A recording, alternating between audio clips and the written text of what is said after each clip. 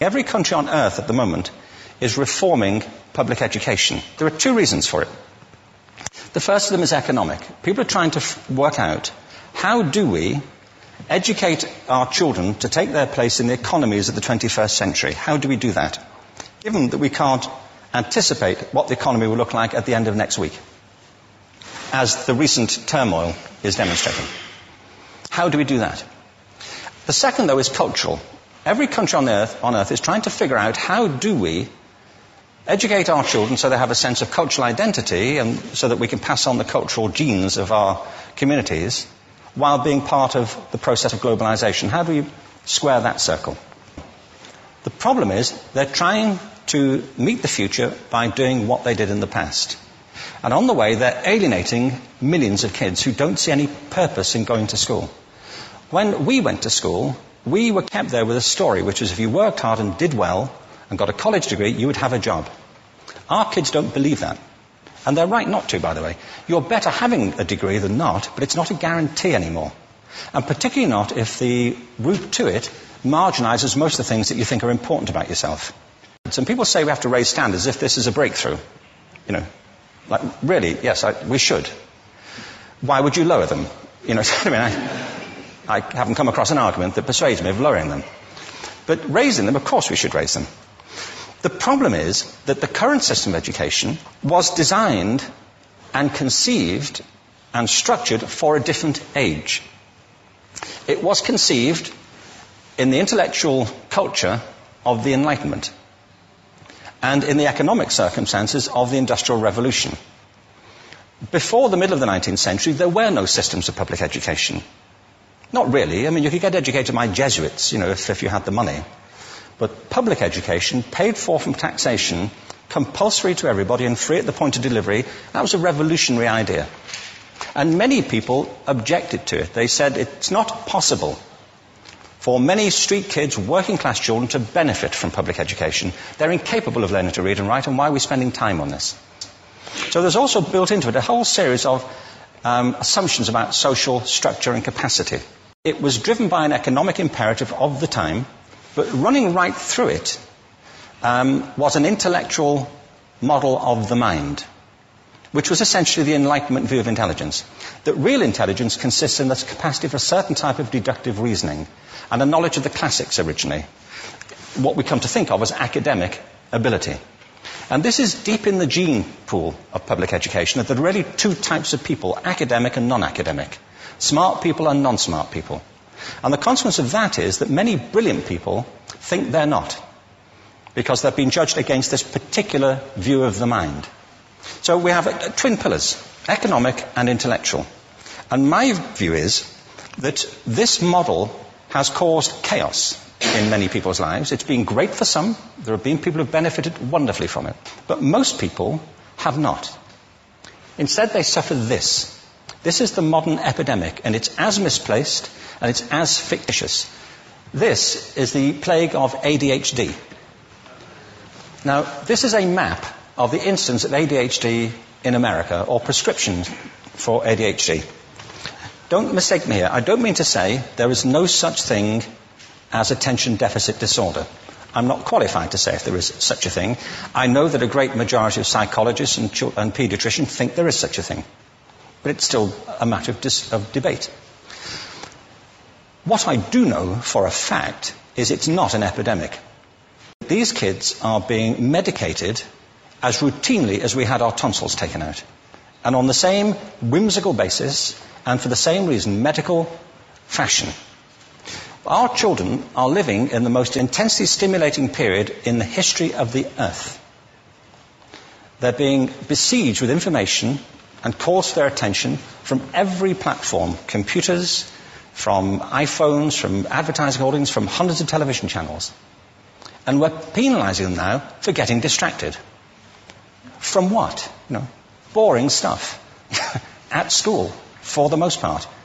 It seems to me it's not a coincidence totally that the incidence of ADHD has risen in parallel with the growth of standardized testing. Now, these kids are being given Ritalin and Adderall and all manner of things, often quite dangerous drugs, to get them focused and calm them down. But according to this, attention deficit disorder increases as you travel east across the country. People start losing interest in Oklahoma.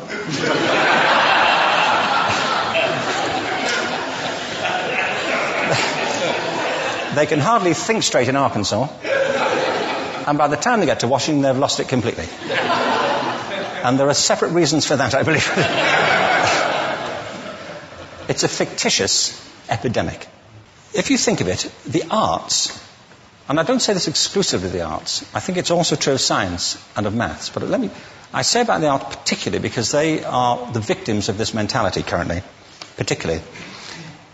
The arts especially address the idea of aesthetic experience. An aesthetic experience is one in which your senses are operating at their peak, when you're present in the current moment, when you're resonating with the excitement of this thing that you're experiencing, when you are fully alive. An anesthetic is when you shut your senses off and deaden yourself to what's happening. And a lot of these drugs are that. We're getting our children through education by anesthetizing them. And I think we should be doing the exact opposite. We shouldn't be putting them asleep. We should be waking them up to what they have inside of themselves. But the model we have is this. I believe we have a system of education that is modeled on the interests of industrialism and in the image of it. I'll give you a couple of examples.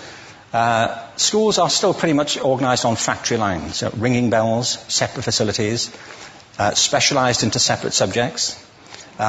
We still educate children by batches. We put them through the system by age group. Why do we do that? Why is there this assumption that the most important thing kids have in common is how old they are? It's like the most important thing about them is their date of manufacture. You know what I mean?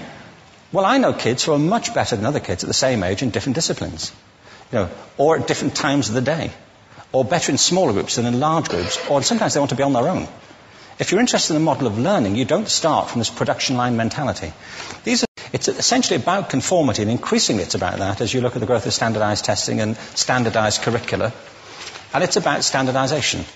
I believe we've got to go in the exact opposite direction. That's what I mean about changing the paradigm. There was a great study done recently of divergent thinking. It was published a couple of years ago. Divergent thinking isn't the same thing as creativity. I define creativity as the process of having original ideas that have value. Divergent thinking isn't a synonym, but it's an essential capacity for creativity. It's the ability to see lots of possible answers to a question, lots of possible ways of interpreting a question, to think what Edward de Bono would probably call laterally, to think not just in linear or convergent ways, to see multiple answers, not one. So, there are tests for this. One kind of cod example would be, people might be asked to say, how many uses can you think of for a paperclip? One of those routine questions. Most people might come up with 10 or 15. People who are good at this might come up with 200. And they do that by saying, well, could the paperclip be 200 foot tall and be made out of foam rubber? Does it have to be a paperclip as we know it, Jim? Now, there are tests for this, and they gave them to 1,500 people. This is in a book called Breakpoint and Beyond.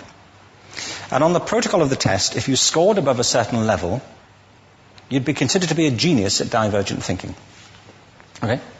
So my question to you is, what percentage of the people tested, of the 1,500, scored at genius level for divergent thinking? Now, you need to know one more thing about them. These were kindergarten children. So what do you think? What percentage at genius level? 80. 80, okay. 98%. Now, the thing about this was it was a longitudinal study. So they retested the same children 5 years later, ages of 8 to 10. What do you think? 50? They retested them again 5 years later, ages 13 to 15. You can see a trend here, can't you?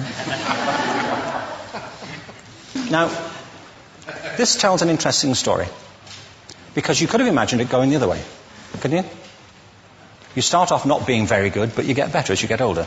But this shows two things. One is we all have this capacity, and two, it mostly deteriorates.